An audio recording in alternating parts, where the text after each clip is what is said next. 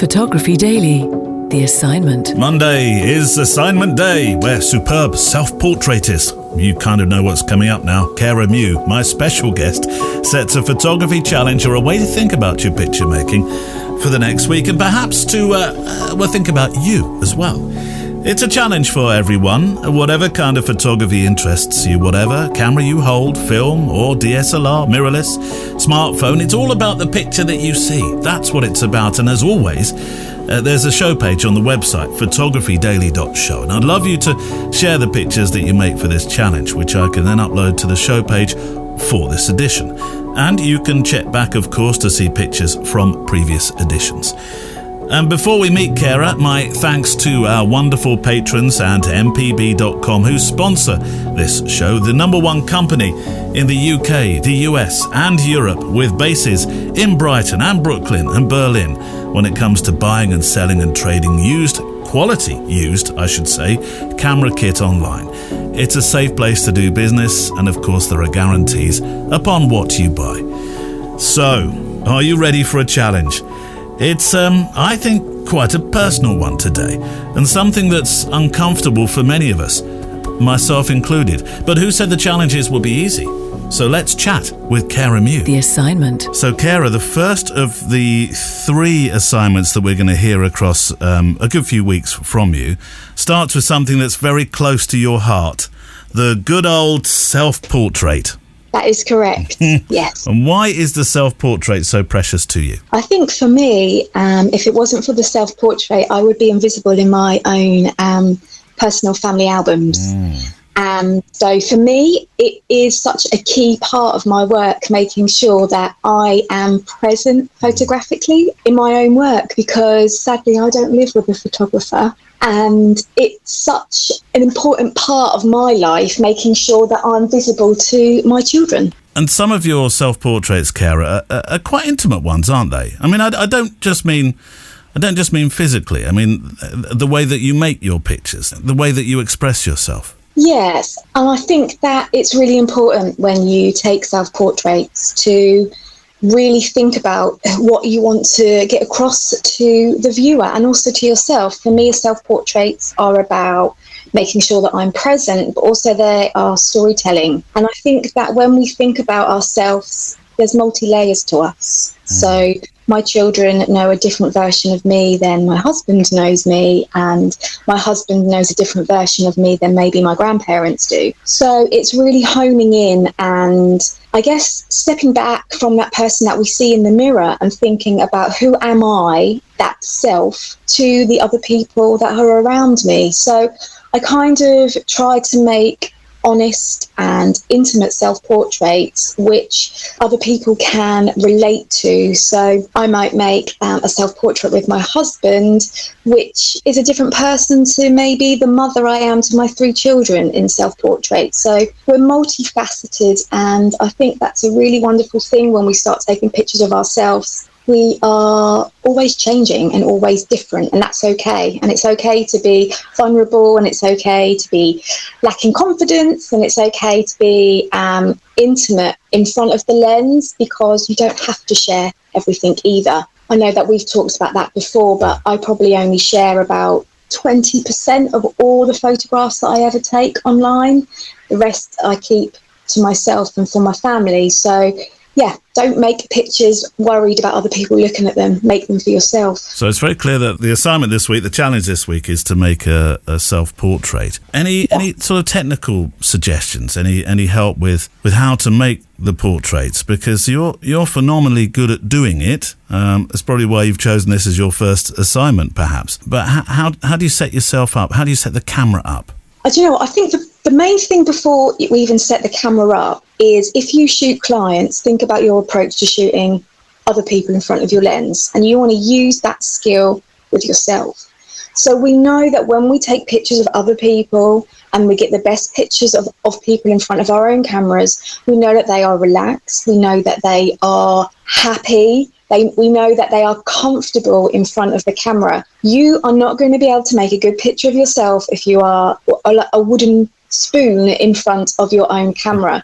So really take on the things that you work really hard when you're photographing clients or other family members. So get comfortable in front of your camera and take a lot of pictures if you need to. For me, there's been times when I've tried to take a self-portrait and it hasn't worked at all because I just feel like I haven't been able to portray what I wanted to at that time. Maybe I wasn't comfortable enough, or maybe it just wasn't right. And that happens, I think, with shooting anybody in front of our camera, even if it's not ourselves. So my number one thing would be get comfortable, really take your time and try to relax in front of the camera. I know it's hard, especially for photographers, because we are used to being on the other side. Yeah. So that is my number one. But when it comes to the camera, I just keep it completely simple. I keep it really, really easy and basic. I use a tripod, or I'm quite used to balancing my cameras on ledges and sideboards, but mostly I use a tripod. Yeah.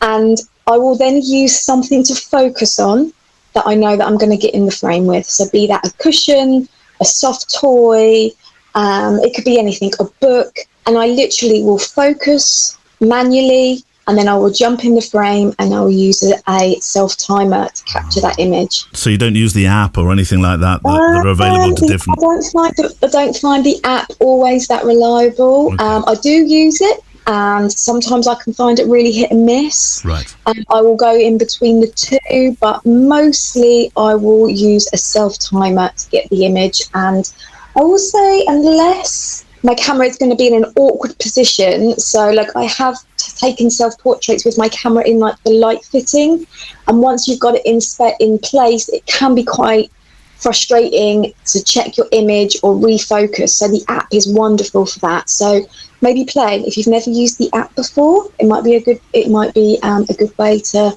see how that feels, and it definitely makes things easy. I just find, like quite a few people, that it can be a little bit glitchy now and again. I know different apps are available for different camera brands and have different success rates. Yes. With regard to the timer, though, coming back to the timer, are you taking several frames, or is it just one shot each time? I am. I'm taking about 10 frames. Right, okay. Between 5 and 10 frames each time. Right. And again, it's that same thing when we think about we're taking photographs of other people in front of our camera. We don't want them rigid. We want them maybe flowing. We want them moving. We want that natural look. So for me, to take between 5 and 10 frames at that time, I'm able to get relaxed into that self-portrait. I'm able to maybe have a little bit of movement in my own body, so I'm not looking so rigid. And also, hopefully, you're going to get a semi-decent one out of that as well. Vivian Maya is coming to mind with her reflections, obviously, and those self-portraits. So there's all sorts of different creative ways that you can achieve that. You could achieve it with a timer. Maybe you could achieve it in the Vivian Maya way. But I want to also revisit something that I think you're very good at doing, which is the integrity of your pictures, showing the truth, showing the way you feel at the moment you're making that photograph of yourself. Because I think selfies, you think of all outstretched hands, big smiley face in front of Big Ben. But I know it's not called Big Ben, by the way. But you're not talking about this kind of picture. You're talking about something that shows how you feel. Yeah, and I think that there's a place for those kind of selfies. I take them daily with my children. They both have a certain weight to them, and I'm not saying that one is more important than the other. But when we start taking self-portraits of ourselves on possibly our big cameras, that's what I call it at home, a big camera with the children. I mean, you can take them on your mobile phone as well, but what levitates that up from that handheld out selfie is intent. And I think that when we have an idea, or when we are expressing ourselves photographically through an emotion or an idea, we have that intent to make a picture. So there is absolutely nothing wrong with grabbing that quick snap of a selfie. But I think that when we make self-portraits, we're kind of thinking to ourselves, what is this moment that I don't want to miss? Because as in, I don't want to miss not being in the frame. That is key for me. So I make self-portraits with my family because I don't want to be missing.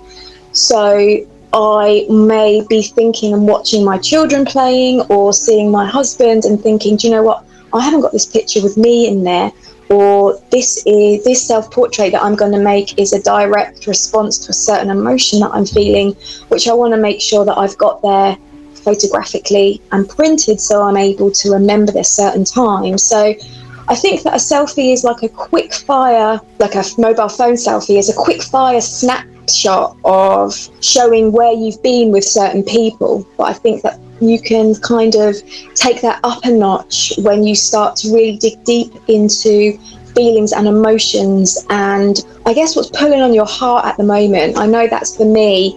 Like for me, I don't want to look back at a time when I didn't make photographs of myself because maybe I didn't like my haircut, or I didn't like that I was carrying an extra 7 pounds, because it doesn't really mean anything in the grand scheme of life. So for me, it's really thinking and making photographs with intent and making sure that I'm in that frame. And that's our challenge for this week. I'll be delighted to see what you produce and would love to show them on today's corresponding show page on the website photographydaily.show. Look for episode 325. Music on the show from artslist.io. Neil Ford, Emily Renier, Andrea Gilpin, thank you for your support work behind the scenes. And I look forward to photographing with you, hearing from you and talking with you back on the Photo Walk, which returns Friday with my special guest. It's part 2 of my walk and talk with Kieran Doherty, and we'll have your letters. The Assignment is a Loading Zone production.